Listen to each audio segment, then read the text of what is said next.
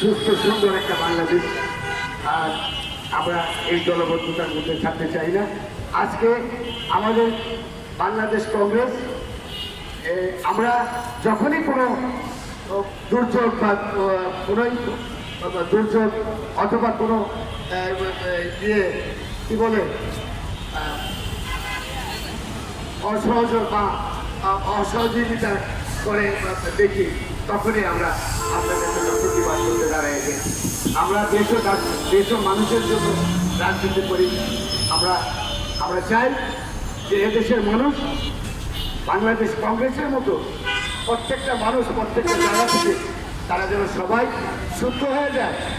এই পরিশুদ্ধটা আমরা চাই সবাইকে।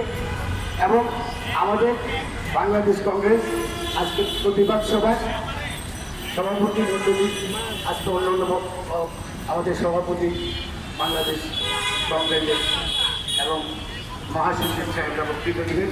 আমি আর বক্তব্য দীর্ঘায়িত করতে চাই না। আমি আমার শেষ কথা বলে আমি আমার বক্তব্য শেষ করতে চাই।